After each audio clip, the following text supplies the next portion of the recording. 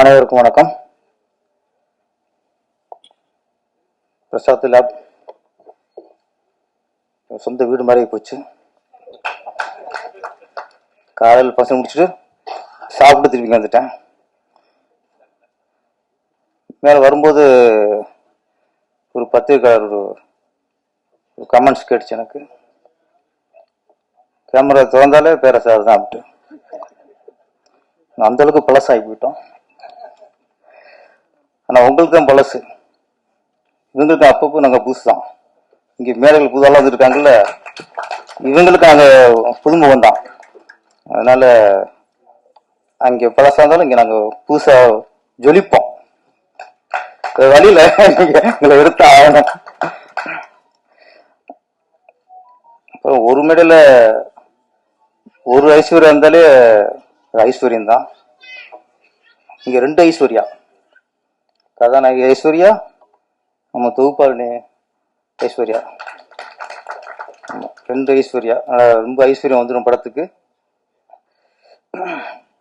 நம்ம தலைவரை காணுமே, சங்க தலைவரை.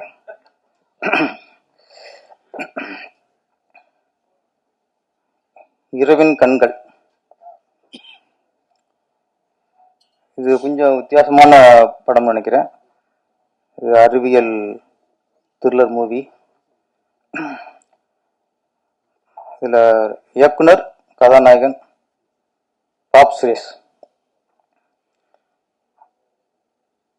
இதுல சில க்ளோஸ் அப்லாம் பார்க்கும்போது தெலுங்கு நடிகர் கோபிச்சந்த் மாதிரி இருக்கே. உண்மையா டக்கு டக்கு அவரும் ஞாபகம் வந்து போச்சு. அவர் ஒரு வெற்றிகரமான ஹீரோ தான் அவர். நீங்களும் அவரோட பெருசா நீங்க ஜெயிக்கணும். அப்புறம் கதை நல்லா சொல்லுவார் நம்ம ஹீரோ. இப்போ நிறைய டேரக்டருக்கு கதை சொல்றது தான் அதே மாதிரி இல்லாம போச்சு. அப்புறம் நான் இருக்கும்போது சொல்லுவாங்க, கதை சொல்ற இயக்குனர் பத்தி, நீங்களாம் பிவா சார் கதை சொல்லி கேட்கணும் அப்படிம்பாங்க, பாக்கிர சார் கதை சொல்லி கேட்கணும் அப்படிம்பாங்க. அவங்க கதை சொல்லி கேட்டா அப்படி அது விஷுவல் ஓடிடுவாங்க. கேட்கும்போது படம் எப்படி வருங்கிற விஷுவல் ஓடிடும். படம் பார்க்கும்போது நமக்கு என்ன விஷுவல் ஓடிச்சோ அது படத்தை இருக்கும்பாங்க. அது ஒரு டேலண்ட்.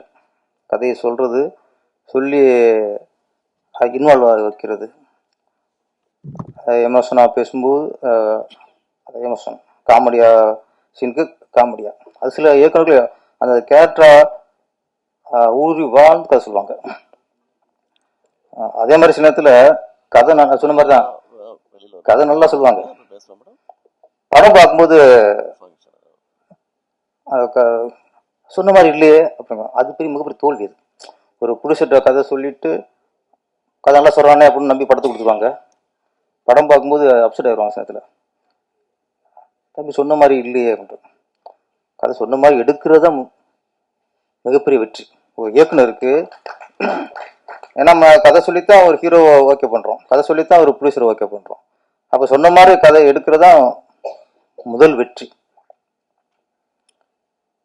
நிறைய பேர் என்ன ஆச்சுன்னு பார்ப்பாங்க.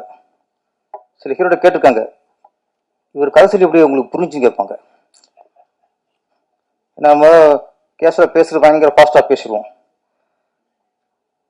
அப்ப எப்படி கதை பேரை சொல்லி எப்படி உங்களுக்கு புரிஞ்சு அப்படின்பாங்க. அவள் கதை எல்லாத்தையும் சொன்னாரு சொல்றாங்க நம்ம ஹீரோக்கள். எனக்கு திருப்பாச்சி சரத் சேட்ட கதை சொல்லிட்டேன். அப்புறம் விஜய் சேட்ட கதை சொல்லியாச்சு. படம்லாம் முடிஞ்சது. இந்த பிரசாத் ஏன் அடிக்கடி இங்கே வந்து இழுக்குதுன்னா, இங்கே தான் நான் ஃபர்ஸ்ட் காப்பி பார்த்தேன். இந்த தேட்டரில் தான், திருப்பாச்சி. இந்த தேட்டரில் நானும் விஜய் சாரும் பார்க்குறோம். ராசியான தேட்டர். நம்ம அடிக்கடி வரோமே சார், சும்மா வராது, ஏதோ ஒரு ஈர்ப்பு இருக்கும். என்ன அதனால முதல் படம் நான் ஃபர்ஸ்ட் காப்பி பார்த்த தேட்டரு இந்த பிரசாத் தேட்டரு. விஜய் சார் நான் பார்த்தோம். படம் முடிஞ்சது. வெளியே போனா விஜய் சார் வந்து ஃபர்ஸ்ட் சொன்ன வார்த்தை, படம் நல்லா வந்திருக்கு, எப்படி வந்திருக்கு அதெல்லாம் இல்லை. லேடிஸ் ஏன் கீழே உட்காருங்க, இடம் இருக்கா இல்லையா? சரி ஓகே, ஃப்ரெண்டில் வாங்கம்மா, வாங்க முன்னாடி வாங்க. நீங்கள் தான் ரசிச்சு கேட்குறியா, கீழே உட்காந்து அப்புறம் அதுவும் கைட்டுல 2 பேர் தான் ஆகுது. அவங்களுக்கு கீழே உட்கார வச்சுட்டாங்க. உட்காருங்க, நல்லா கை தட்டணும் ஒவ்வொரு நான் பேச ஒவ்வொன்றுக்கும்.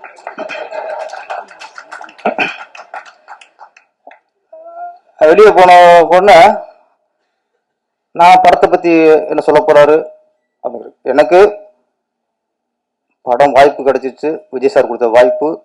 இந்த படம் அவருக்கு ஆடியன்ஸுக்கு அப்படியோ முதல்ல இவருக்கு நிறைவாக இருக்குங்க. எனக்கு முதல் இந்த ஒரு துடிப்பாக இருந்துச்சு. வெளியே போன வரண்டா தான். வெளியே போனோன்னா சொன்ன ஒரு வார்த்தை, அண்ணா நீங்கள் கதை சொன்னதை விட 3 மடங்கு இருக்குனார். அதுதான் எனக்கு வெற்றி. ஏன்னா கதை சொன்ன மாதிரி இல்லைன்னா என் கதை முடிஞ்சிருக்கும். நீங்கள் கதை சொன்ன ஒரு 3 மடங்கு இருக்குனார்ல, அப்போ ஹிட்டு முடிவன்ட்டேன். அதுக்கப்புறம் வார்த்தை சொன்னார், இந்த வருஷம் டாப் 10 டைரக்டர்ல நீங்கள் ஒருத்தர் வந்துருன்னாரு. அந்த வருஷம் டாப் 10ல டாப் 5ல வந்துட்டேன். அப்புறம் கொஞ்சம் போட்டோ விட்டு வச்சிங்களே, அது வேற விஷயம். திருப்பி வந்துடும், அது வேற விஷயம். பேசிட்டுங்கம்மா, என்னம்மா நீங்கள் உட்கார வச்சிருக்கேன். திருப்பி பேரஸ் வந்துடுவாங்களாம். ஆனால் மாதிரி இயக்குனர் வந்து கதை சொன்ன மாதிரி எடுத்துட்டாலே முதல் வெற்றி. அப்போ இப்போ உள்ள படங்களுக்கெல்லாம் வெற்றி அப்படிங்கிறது, படம் முடிகிறது அது ஓகே, படம் ரிலீஸ் ஆகுறதே மிகப்பெரிய வெற்றி. அதுக்கப்புறம் எப்படி ஓடிச்சு, எவ்வளோ லாபம் வந்துச்சு, அதெல்லாம் அடுத்த விஷயம். இப்போ வர இந்த மாதிரி சின்ன படங்கள் வெற்றி எடுத்தே மிகப்பெரிய வெற்றிங்கிறது இது ரிலீஸ் ஆகுறது. அதனால இரவின் கண்கள் ஏப்ரல் 5 ரிலீஸ், அதே வெற்றி. அதுவும் வெற்றிக்கான அறிகுறிகள்லாம் நிறைய இந்த கண்ணில் தெரியுது. இரவின் கண்ணில் தெரியுது. ஆமாம், இரவின் கண்கிறது அது இரவின் கண்கள். இறைவனுக்கு தான் இரவின் கண்டு தெரியும். நீங்கள் எங்கே இருந்தாலும் உங்களை பார்ப்பான். நீ இருட்டில் தான் பார்ப்பான், எங்கே ஒளிஞ்சுதான் பார்ப்பான். மனுஷருக்கு தான் வெளிச்சத்தில் கண்டு தெரியும்.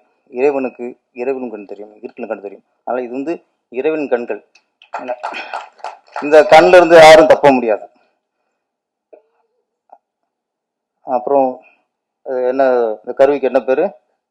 ஹாரிஸா, ஐரிஸ் மாற்றி வச்சிருக்காங்க. அது உங்க டைரக்டர் அங்கே வருமானவர் அலெக்சான்னு சொல்லிட்டாங்க, பிரச்சனை ஆயிருமோன்ட்டு அவர் ஹாரிஸான்ட்டார். Okay okay, Harris, Iris Iris Iris. Okay, எனக்கு திருப்பதியில் இந்த அளவுக்கு விவரம் இல்லை. ஏன்னா அந்த ஒரு வில்லனை கொள்றதுக்கு, பான்பாக் ரவியை கொள்றதுக்கு விஜய் சார் வந்து இந்த ஹிட்டு கரப்பாம்பூச்சி மருந்து அடிக்கிறது, பேரை சொல்லிவிட்டேன், அது வேறு பிரச்சனையாக போகுது. அதை அடிச்ச கொள்வார். இது வேற அந்த ஹிட்டுங்கிற அந்த அப்படியே பேரை வச்சுக்கிட்டேன். சென்சார் போய் சென்சார் பிரச்சனை இல்லை. படம் ரிலீஸ்க்கு அப்புறம் ஹிட்டு, படம் ஹிட்டு, அவன் ஹிட்டு கேஸ் போட்டான். 2 ஹிட் ஆகி போச்சு நம்மளுக்கு. என்னடா அப்படின்னா என்னதான் பண்றது, ரிலீஸ் ஆகி போச்சு. அவர் வந்து பூச்சிக்கொல்லி மருந்து, அது நீங்க பூச்சிக்கொல்லி மருந்து மனசுக்குள்ளி மருந்து ஆக்கிட்டீங்க அப்படின்ட்டு அவங்க பேண்டப்பில் வேற மாதிரி போச்சு.